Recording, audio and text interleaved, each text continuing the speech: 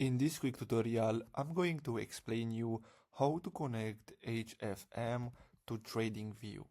So if we go to TradingView and then we go to trading panel and then we search for the broker, so if we type in HFM, you can see that nothing is found. That's because it's not available. So basically HFM can be connected only using MetaTrader 5.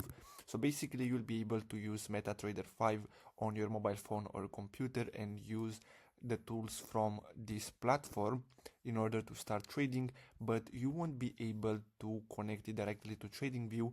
So the only way is through MetaTrader. And as you can see, you have different markets such as forex, metals and energies that you can trade with this broker.